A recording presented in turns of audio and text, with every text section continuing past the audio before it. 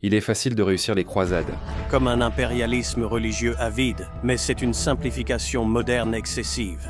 Donc, dans les 3 prochaines minutes, vous comprendrez ce que les croisades étaient vraiment, pourquoi elles ont commencé et ce qui motivait les hommes qui y ont participé.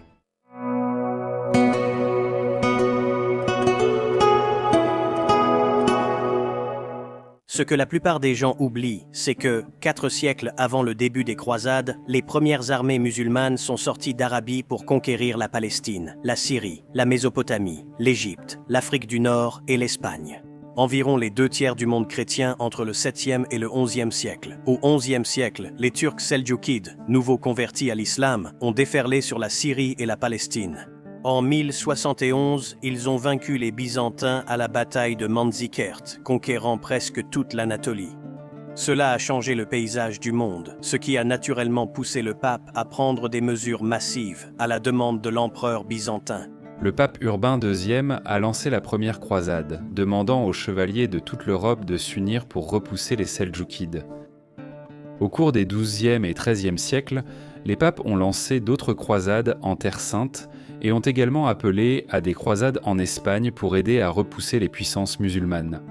On oublie souvent que lorsque la nouvelle est arrivée, que des pèlerins chrétiens se rendant à Jérusalem étaient harcelés et tués par les Turcs seldjoukides. De nombreux chevaliers ont rejoint la première croisade pour les défendre. Bien que les croisades visèrent à reprendre des terres, la cupidité n'était pas la principale motivation. Le professeur Jonathan Riley Smith, le plus grand expert mondial des croisades. L'histoire a prouvé que partir en croisade était incroyablement dangereux et coûteux, et que pratiquement aucun des chevaliers qui y allaient ne pouvait espérer s'enrichir. En effet, ils se ruinaient souvent eux-mêmes. La principale motivation pour partir en croisade était spirituelle. Les croisades en Terre Sainte ont connu de nombreux échecs, mais aussi de nombreux succès. La première croisade et la troisième croisade, par exemple, ont toutes deux été très réussies. Finalement, plus tard, à la fin du XIIIe siècle, les dernières possessions des croisés en Syrie et en Palestine furent capturées par l'empire mamelouk musulman. Cependant, les croisades dans d'autres régions, comme l'Espagne, ont abouti à une victoire durable, l'ensemble de l'Espagne ayant finalement été reconquise par les chrétiens. Il y eut également des croisades dans les régions baltes.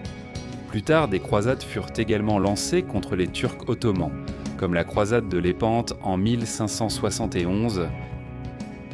Pour en savoir plus, j'ai écrit un e-book gratuit intitulé « En défense des croisades » pour ceux qui aiment étudier les croisades, mais ignorent comment réfuter de nombreuses idées reçues.